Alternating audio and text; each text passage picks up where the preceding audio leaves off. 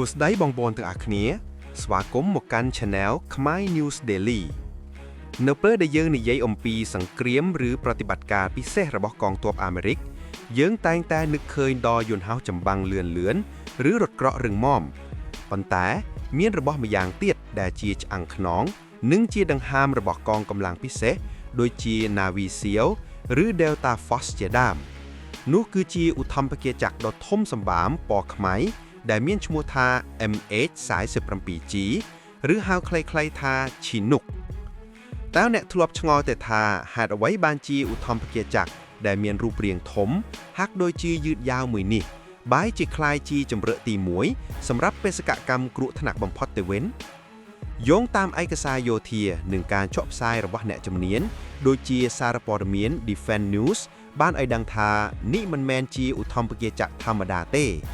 វាគឺជាបិសាចរាត្រីដែលបំពាក់បច្ចេកវិទ្យាទំនើបបំផុតក្នុងតម្លៃរាប់សិបលានដុល្លារ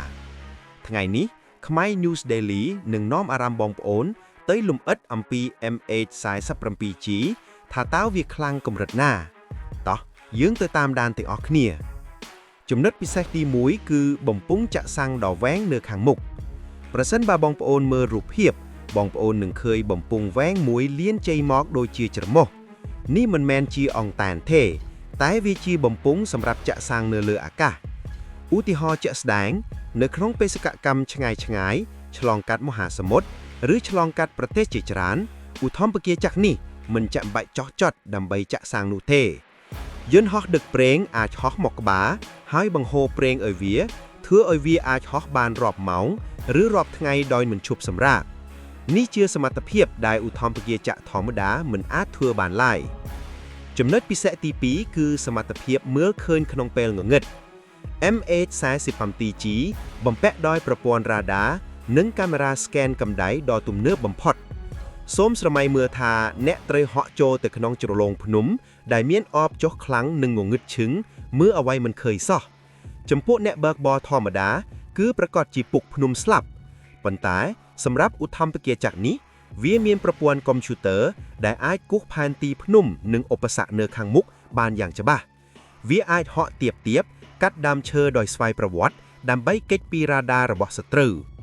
ទោះបីជាវាមានតួនាទីដឹកជញ្ជូនក៏ដោយក៏វាមិនមែនជាចំណីស្រួលលេបសម្រាប់សត្រូវនោះទេយោងតាមរបាយការណ៍បច្ចេកទេសវាត្រូវបានបំពាក់ដោយកាំភ្លើងយន្តធន់ចំនួន2ដើមនៅសងខាងដែលអាចបាញ់បានរាប់ពាន់គ្រាប់ក្នុង1នាទីលើសពីនេះអ្វីដែលសំខាន់ជាងកាំភ្លើងគឺប្រព័ន្ធការពារគ្រាប់មីស៊ីលនៅពេលដែលមានសត្រូវបាញ់មីស៊ីលសម្ដៅមកក្រោកវាកុំព្យូទ័ររបស់ឧទ្ធម្ភាគារចក្រនឹងចាប់សញ្ញាបានភ្លាមបន្ទាប់មកវានឹងបាញ់កំជ្រួចភ្លើងឬឡាហ្សែដើម្បីបោកបញ្ឆោតមីស៊ីលនោះឲ្យហោះខុសគោលដៅបច្ចេកវិទ្យានេះគេហៅថាប្រព័ន្ធសង្គ្រាមអ៊ីឡិចត្រូនិកដែលជួយឲ្យទាហាននៅក្នុងនោះមានទំនុកចិត្តខ្ពស់តែម្ដងដើម្បីឲ្យកាន់តែច្បាស់យើងអាចលើកឧទាហរណ៍មួយនៅក្នុងតំបន់ដែលមានភ្នំខ្ពស់ដូចជានៅអាហ្វហ្គានីស្ថានខ្យល់នៅទីនោះគឺស្ដើងណាស់ឧទ្ធម្ភាគារចក្រធម្មតាមិនមានកម្លាំងម៉ាស៊ីនគ្រប់គ្រាន់ដើម្បីហក់ឡើងកំពូលភ្នំហើយសំកាំងខ្លួនដើម្បីទម្លាក់ទាហានបានឡើយប៉ុន្តែ MH-47G មានម៉ាស៊ីនដ៏ខ្លាំងក្លាចំនួន2ដែលឲ្យវាលើកទម្ងន់បានយ៉ាងធ្ងន់និងហក់ឡើងទីខ្ពស់បានយ៉ាងងាយស្រួលដោយសារតែបច្ចេកវិទ្យាទំនើបបែបនេះតម្លៃរបស់វាក៏មិនធម្មតាដែរបើយោងតាមប្រភពព័ត៌មានពីវិស័យការពារជាតិអាមេរិកឧទ្ធម្ភាគារចក្រមួយគ្រឿងនេះមានតម្លៃប្រហែល